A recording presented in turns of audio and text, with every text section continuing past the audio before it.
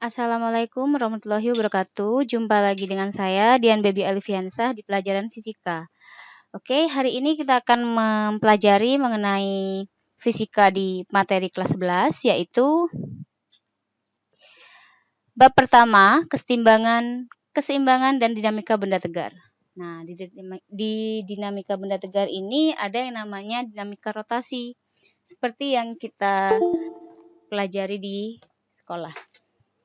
Oke, kita akan masuk di subbab pertama, yaitu dinamika rotasi. Nah, dinamika rotasi ini sebelumnya kita sudah pernah mempelajari di kelas 10 tentang resultan gaya. Yaitu resultan gaya itu dapat menyebabkan gerak translasi dan rotasi. Apa itu gerak translasi dan rotasi? Nah, translasi adalah gerak ketika suatu benda, seperti ini misalkan, ini maju ke depan ketika diberikan gaya. Nah, itu translasi, yaitu gerak ke depan yang memiliki kecepatan. Kemudian yang kedua ada gerak rotasi. Kalau gerak rotasi itu adalah gerak berputar. Jadi contohnya adalah seperti yang contoh di gambar kedua ini, yaitu katrol. Katrol ini tidak bergerak ke depan, cuman dia berputar karena dia ditarik oleh balok. Jadi ini adalah gerak rotasi. Oke. Atau berputar terhadap suatu poros tertentu. Nah, porosnya di tengah yang warna hitam ini. Ini adalah gerak rotasi pada katrol, dan yang sebelah kiri adalah gerak translasi. Nah, untuk resultan gaya tersebut, rumusnya adalah sigma F sama dengan M kali A. Itu adalah rumus di kelas 10 ya, di gaya, dinamika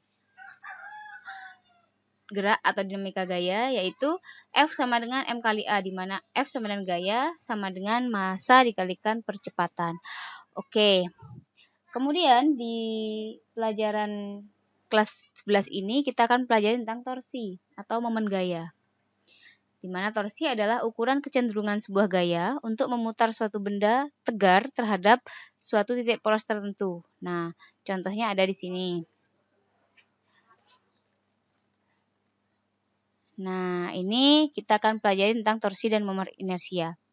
Tadi torsi apa? Torsi adalah momen gaya, yaitu yang berputar terhadap porosnya. Contohnya adalah seperti ini. Gambar A. Di sini ada gambar baut dengan kunci Inggris. Bautnya yang P, kunci Inggrisnya yang ini. Nah, jika dia diberikan gaya F-nya ini ke kanan, apakah dia akan berputar? Tentu tidak. Karena apa? Karena dia berputar memutari si baut P ini. Kalau misalkan gayanya ke kanan, dia tidak berputar. Jadi, sigma torsinya sama dengan 0, atau gaya pada baut dan kunci Inggris ini sama dengan 0. Kemudian, gambar kedua, jika dia porosnya di P atau di baut, kemudian kuncinya diberikan gaya ke kiri searah dengan jarum jam, arah putarannya, ke bawah maksudnya, ke bawah dengan arah putaran jarum jam, maka dia akan berputar. Karena apa? Karena porosnya di P, dan untuk torsi ini dia berputar berotasi atau searah jarum jam atau kebalikan jarum jam, bukan ke depan atau ke belakang. Kemudian yang ketiga, gambar C ini diberikan gaya ke atas atau berlawanan dengan arah jarum jam, maka dia akan berputar. Jadi torsi sama gaya itu bedanya di situ. Kalau gaya itu bergeraknya ke kanan atau ke kiri dengan kecepatan tertentu, kalau torsi itu bergeraknya searah jarum jam atau berlawanan dengan jarum jam. Nah, di sini ada lengan momen. Lengan momen ini adalah jarak antara poros ke gaya. Jadi jarak dari P di sini ke gaya di sini, ini adalah lengan momen atau lengan torsi. Didefinisikan melalui sebagai panjang garis yang ditarik dari poros P sampai memotong garis gaya F, yaitu dari P ke F kayak tadi yang saya katakan. Nah, untuk mencari lengan gaya ini rumusnya adalah L sama dengan R sin theta. Kenapa sin? Karena dia tidak searah ya, segaris. Kita ingat di pelajaran kelas 10, jadi dia harus menggunakan sin atau cos. Nah, yang ini L sama dengan sin. Untuk jelasnya, saya jelaskan melalui gambar. Sebentar. Nah,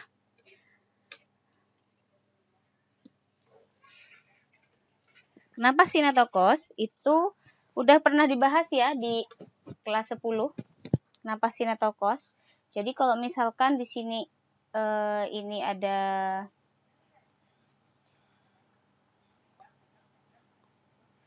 jika misalkan di sini tadi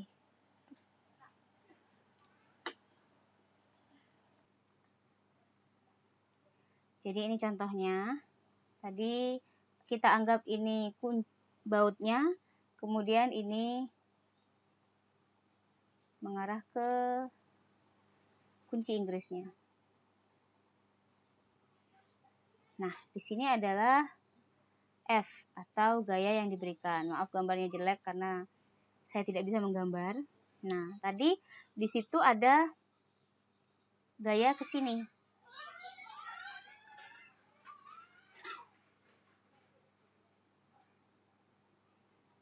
Nah, gayanya ke atas atau gayanya ke bawah. Kenapa tadi sin atau cos? Kita tarik garis.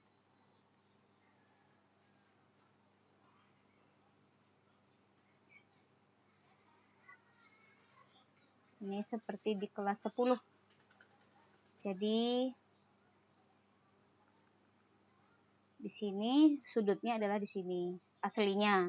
Kemudian ketika dia sin atau cos di sini ditarik garis ke sini, sudutnya akan menjadi sama dengan di sini. Ini pelajaran matematika ya. Jadi sudut yang depan cos atau di sini adalah depan sudut adalah cos seperti biasa. Jadi di sini f cos theta, di sini f sin theta. Nah, kenapa dia menjadi sin? Karena apa? Karena apabila cos seperti ini tidak mungkin bisa bergerak kunci Inggrisnya. Sedangkan kalau misalkan dia di sini, dia baru bisa bergerak jika di sin. Nah, makanya rumusnya adalah sin theta. Seperti itu. Oke, kalau begitu kita lanjut. Selanjutnya tentang torsi dan momen inersia. Tadi dikatakan, apakah torsi? Torsi itu bisa disebut dengan momen gaya. Momen gaya itu adalah hasil kali antara F dan lengan momen. Jadi lengan momen itu adalah jarak dari gaya yang dilakukan tadi ke porosnya, kemudian F itu adalah gayanya. Jadi torsi itu lengan momen itu dirumuskan dengan L kali F atau R kali F sin theta. Kenapa R F sin theta? Itu penurunan dari L. Jadi kalau si L itu adalah R sin theta, sehingga torsi sama dengan R kali F sin theta. Nah, ini bisa juga dilakukan dengan aturan tangan kanan. Yaitu ketika kita lihat di sini jempol ini kita anggap arah torsinya yaitu ke atas. Sedangkan tangan 4 jari kita ini adalah porosnya atau arah dari partikel yang akan bergerak, yaitu berlawanan jarum jam. Nah, ketika dia menggunakan aturan tangan kanan untuk torsi, putar keempat jari yang dirapatkan dari arah kepala vektor gaya F menuju ke arah poros rotasi melalui sudut terkecil. Maka ibu jari menunjuk menyatakan arah torsi. Jadi ketika dia jempol menjadi arah torsi, dia akan berputar. Nah, itu bedanya torsi dengan F. Kalau F itu ke kanan, torsi ini memutari jempol, anggapannya seperti itu. Kemudian selanjutnya, nah, ini hubungan tentang torsi dan momen inersia. Tadi torsi sudah, sekarang momen inersia. Momen inersia itu apa? Momen inersia itu adalah hasil kali massa partikel atau M dengan kuadrat jarak tegak lurus partikel dari titik poros atau R kuadrat. Nah, kemudian seperti ini. Contohnya, ini poros, ini partikel, ini jarak. Nah, kalau kita mencari momen inersia, rumusnya adalah mr kuadrat. Ya sudah, m-nya massa partikelnya berapa, kalikan jarak kuadrat. Udah, gitu aja. Kemudian di sini ada eka rotasi dan ada dua ya rumusnya. Eka itu rumusnya adalah setengah mv kuadrat. Kemudian V ini dapat kita jabarkan menjadi R kali omega, sehingga v kuadrat menjadi R kuadrat kali omega kuadrat. Jadi kalau misalkan kalian mendapatkan soal tentang yang nggak ada V-nya tapi ada omeganya, kalian bisa menggunakan rumus kedua, yaitu setengah kali mr kuadrat atau omega kuadrat gitu. Tapi kalau misalkan ada V-nya, kalian bisa menggunakan setengah mv kuadrat. Tapi biasanya untuk partikel seperti ini dia tidak ada V tapi adanya omega. Omega itu adalah apa? Omega itu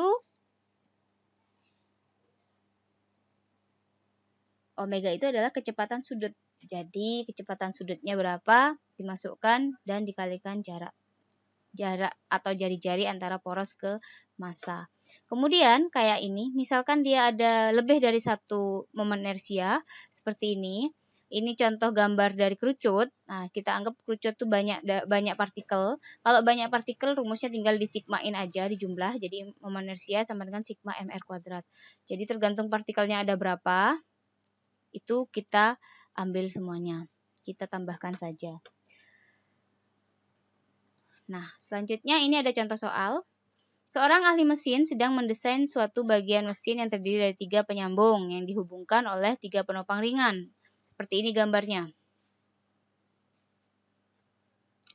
Kemudian ketiga penyambung dapat dianggap sebagai partikel yang dihubungkan oleh batang-batang ringan. Nah, yang pertama, berapakah momen inersia mesin jika poros melalui A? Kita ambil contoh yang pertama saja. Mari kita bahas. Nah, jadi di soal tadi dicari porosnya A. Seperti ini gambarnya. Di mana di sini adalah MA sama dengan 0,3 kg. Di sini adalah MC yaitu 0,2 kg dan sini adalah MB 0,1 kg. Nah, jaraknya yang diketahui adalah jarak dari MB ke MA yaitu 0,5 meter dan MB ke MC yaitu 0,3 meter.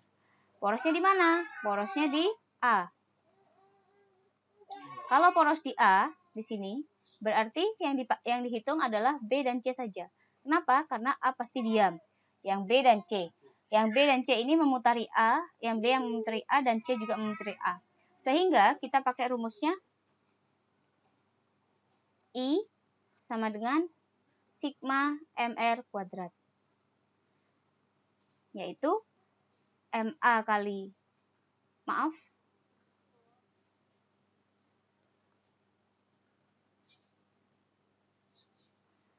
MB kali R dari B ke A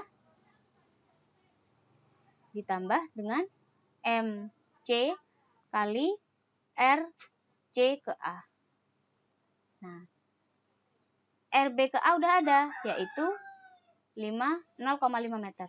Tapi untuk RC ke A tidak ada, jadi kita harus mencari terlebih dahulu.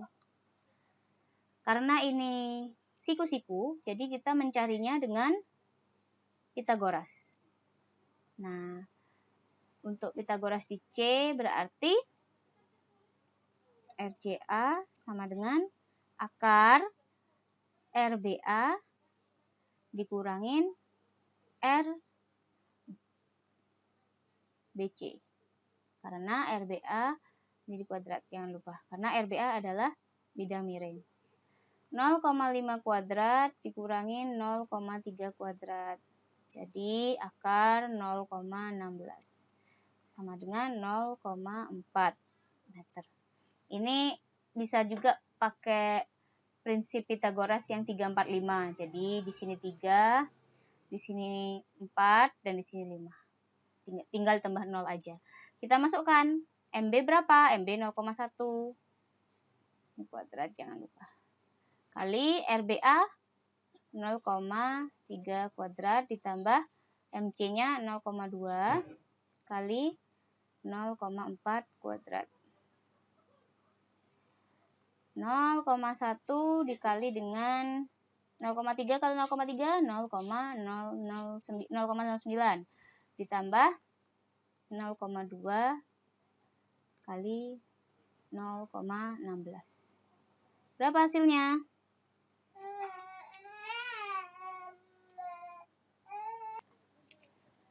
Jadi hasilnya adalah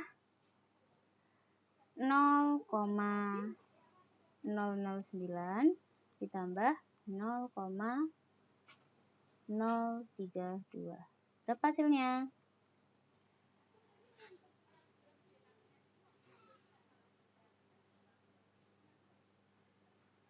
Yaitu 0,041. Jadi inersianya adalah 0,041. Satuannya apa? Massa sama dengan kilogram. Terus jarak meter kuadrat. Jadi massa kilogram meter kuadrat. Nah, hasilnya seperti ini. Oke, sekian dulu untuk torsi dan momen inersia. Materi selanjutnya kita akan lanjutkan di pertemuan selanjutnya. Assalamualaikum warahmatullahi wabarakatuh.